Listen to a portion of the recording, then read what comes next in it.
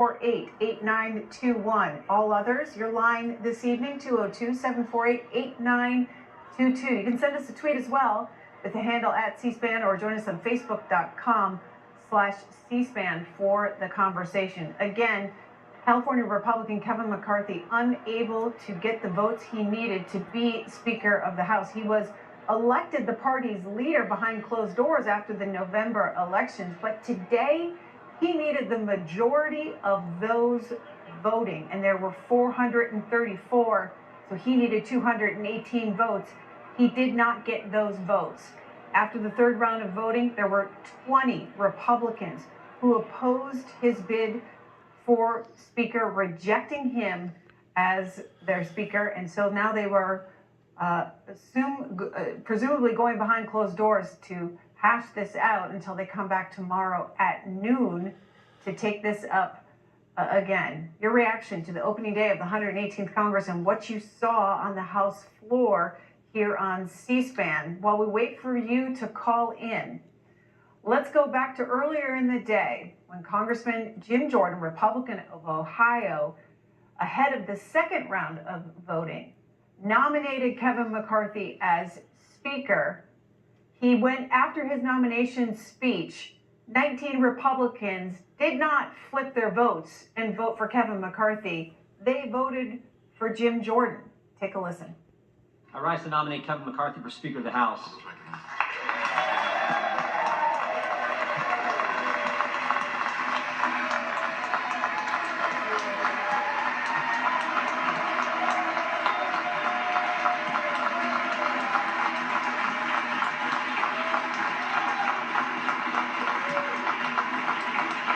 The gentleman is recognized. Thank you, Madam Clerk. I think we have three objectives this Congress. Three fundamental things we have to get done in the 118th Congress. First, pass the bills that fix the problems. In 2 years' time, we have a border that is no longer a border. We have a military that can't meet its recruitment goals. We have bad energy policy, bad education policy, record spending, record inflation, record debt, and a government that has been weaponized against we the people, against the very people we represent. So we need to pass legislation to address all that.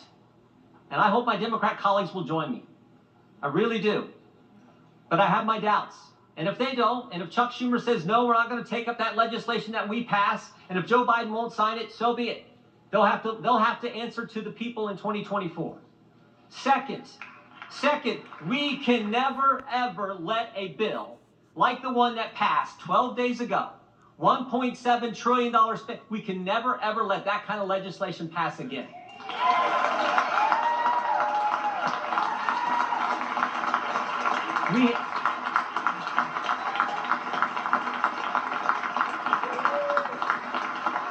We have to pass a budget that makes sense, that's good common sense, then do the 12 appropriation bills that recognize it's the people's money, not ours.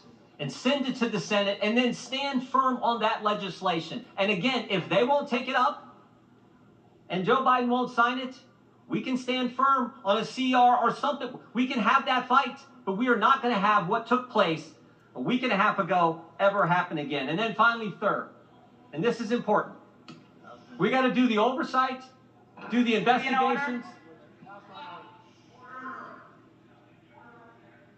We have to do the oversight and the investigations that need to be done. This idea that bureaucrats who never put their name on a ballot but think they run the country, who have assaulted our constituents' First Amendment liberties, they need to be held accountable. That has to happen. We need to do it.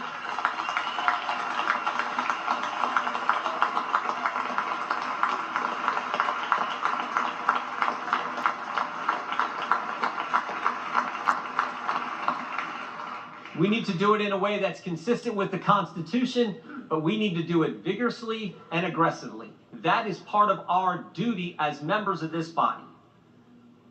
To my friends here on this side of the aisle, I would just say this.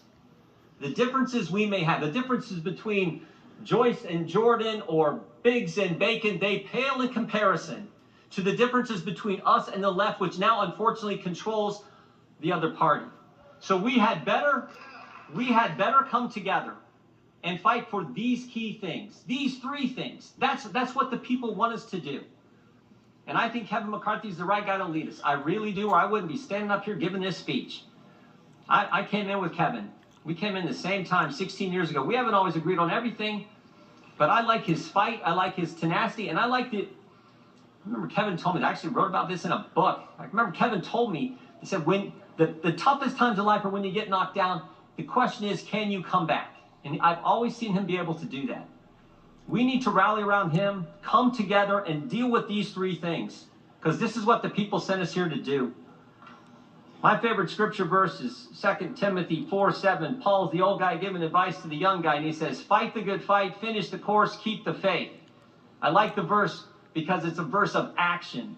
Fight, finish, keep. Not wimpy words, words that I think fit America. That's what the American people want us to do. They want us to fight for the things they care about and they elected us to do. And we should all remember, only about 12,000 people have ever had the opportunity to do what we're doing today, sit in this body, serve in this Congress. It is a privilege. It is an opportunity. We owe it to them, the American people, the good people of this great country, to step forward, to come together, get a speaker elected so we can address these three things. I hope you'll vote for Kevin McCarthy, and that's why I'm proud to nominate him for Speaker of the House.